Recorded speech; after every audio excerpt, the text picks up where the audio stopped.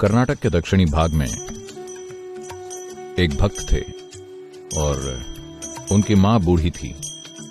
वो काशी जाकर विश्वनाथ की गोद में मरना चाहती थीं, या कहें कि शिव की गोद में। तो दक्षिण कर्नाटक से काशी तक जंगलों से होकर जाना एक बहुत लंबी दूरी थी और वो पैदल चल रहे थे। बुढ़ापे की वजह से मां बीमार हो गई तो उसने उन्हें कंधों पर उठा लिया। उसकी शक्ति खत्म हो रही थी। वो बस शिव शिव बोलते गए। उन्होंने कहा, मुझे इस काम में असफल मत होने देना। बस एक ही चीज मेरी मां ने मांगी है, मुझे ये पूरी करने दें। तब उन्होंने धुंध से आती एक बैल से चलती बैलगाड़ी देखी। गाड़ी आने पर उन्होंने चालक से विनती की। उस आदमी ने इशारा किया तो वो दोनों चढ़ गए। गाड़ी जंगल के रास्ते से जा रही थी। कुछ समय बाद उन्होंने देखा पहिए घूम नहीं रहे थे। तब उन्होंने बैल को देखा। बैल बैठा हुआ था और फिर भी गाड़ी चल रही थी। फिर उन्होंने ड्राइवर को देखा। बस चोगा ही था, कोई आदमी नहीं था। उसने अपनी मां की ओर देखा।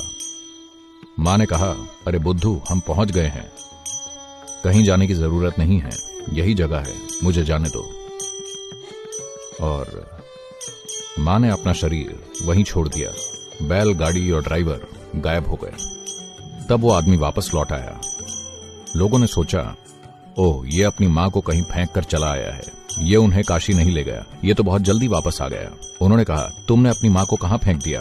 वो बोले, नहीं, हमें जाना ही नहीं पड़ा, शिव खुद हमारे लिए आए। उन्होंने कहा, बकवास। वो बोले, आप क्या सोचते हैं, इससे फर्क नहीं पड़ता। वो हमारे लिए आए और बस मेरा जीवन रोशन हो उठा है। मैं अपने भीतर ये जानता हूं, आपको नहीं पता तो आप जाने। तब उन्होंने कहा, ठीक है, तो हमें कुछ दिखाओ। बोले, मैं नहीं जानता,